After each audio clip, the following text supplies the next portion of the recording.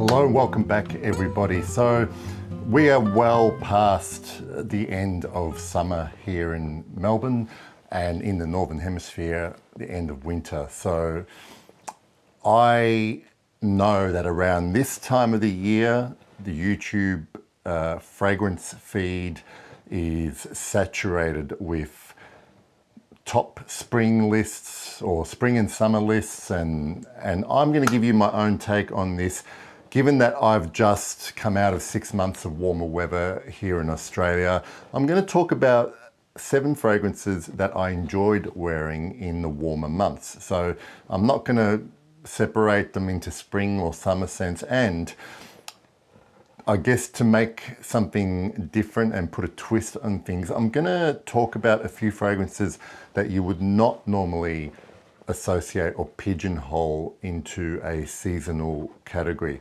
But what I will do is I'll start off with a couple that you might generally associate with warmer weather.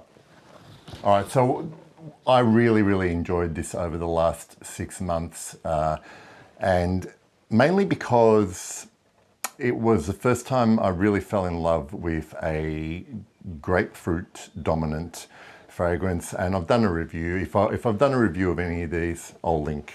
This is Pompaloon from the Aqua Allegoria line from Guerlain. You know, like I said in my review, this is one of the most vibrant, juicy, realistic grapefruit notes I've smelled in perfume. You smell this and I'm getting chills up my spine. It's just such a beautiful happiness in a sprayer, basically. And oh boy, it's one of those perfumes that you won't wear for months, and then you'll spray it on and wonder what the hell you've been doing letting this gather dust on your shelf. That's Pompaloon from Guerlain. Okay, so now I want to talk about probably more a green style perfume, which is also associated a lot with spring and the warmer months. My favorite green to wear over the last 6 months has been Ormonde Woman by Ormonde Jane. This one here, if you look at Fragrantica, a lot of users categorize this as more of a colder weather perfume, but this to me just works beautifully because it's also a very long-lasting alternative to wearing a lot of, you know, citrusy style colognes that burn off a lot quicker. Here you get a beautiful citrus and green opening, but there is a warmer, thicker base to this when it dries down. So, you know, in the very heat of summer, it might be a little bit too much, but this would be like perfect for a warm summer evening. Ormonde Woman by Ormonde Jane. Okay, so the next 5 perfumes that I'm going to talk about in this video, they would generally tend to be categorized as cooler weather scents, but what I found with these is that they just worked really well in different settings, and you get a different feel for these perfumes in the warmer weather. So one thing I would encourage everyone to do is to experiment and don't limit yourself to wearing only certain things in certain seasons. And I know all over the world the seasons are different. Like here where I live, there's kind of very little autumn and spring. It basically starts to get hot and then it starts to get cold. And I know there are a lot of areas in the world that basically only have dry and wet season, and it's hot all year round. So just experiment is basically what I'm trying to say to you. Equipage Geranium from Hermes, not only one of my very favorite perfumes, period, but this to me works extremely well in the warmer weather.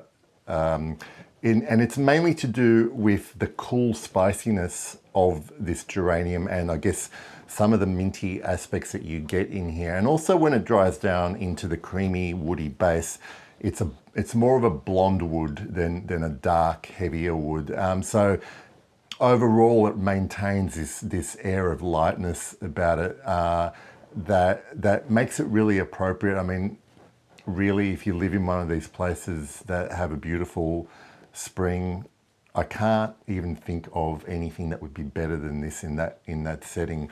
So it's mainly to do with the spiciness of equipage geranium that works well in the warmer weather.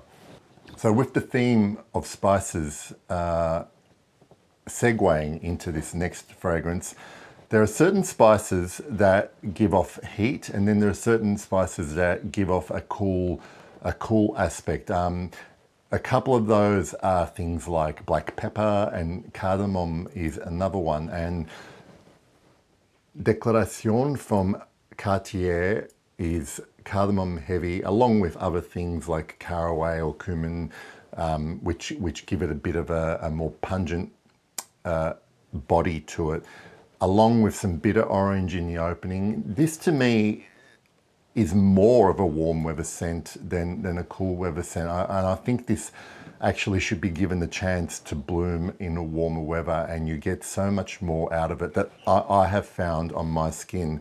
There is a creaminess that the cardamom provides as well, but like Equipage geranium, it doesn't get too heavy to wear in the warmer weather. So definitely consider Declaration from Cartier.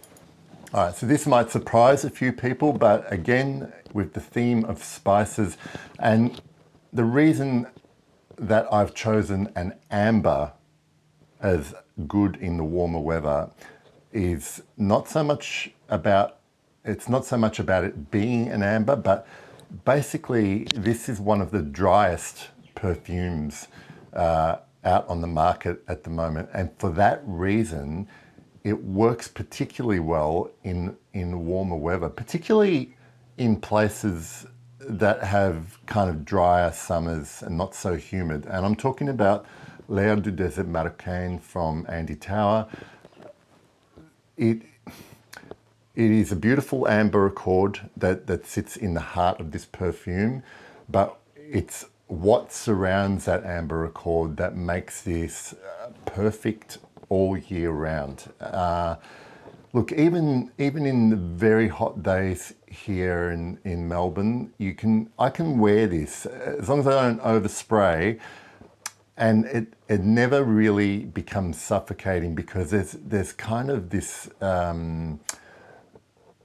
this dry sillage or that sits around me that works well and kind of blends in with the climate around you. So if you've got this, which I know a lot of you have, or at least sampled, give it a go in warmer weather.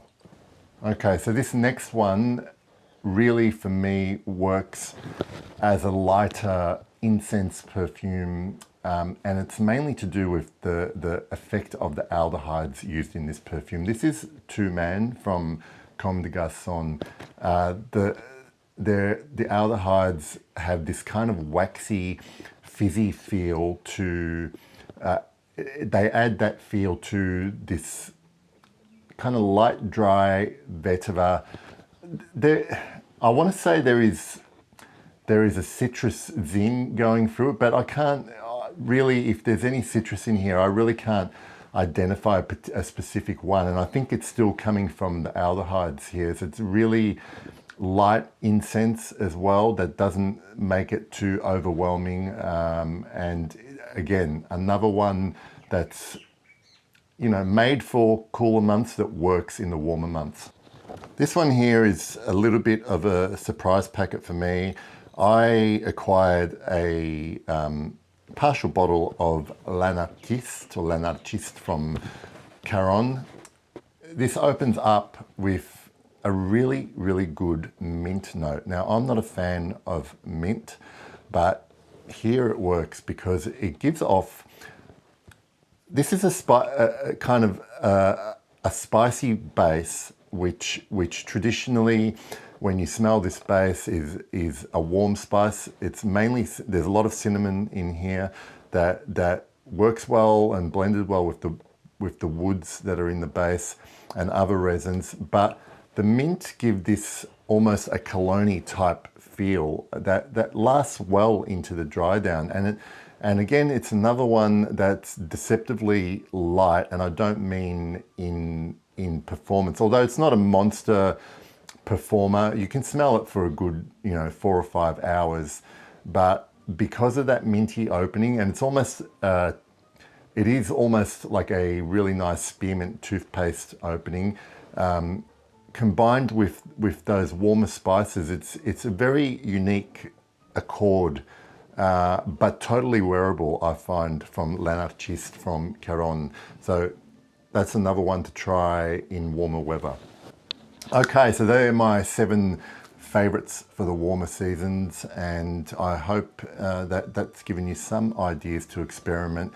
Don't restrict yourself to seasonal lists and just thinking citruses are for summer and ambers are for winter.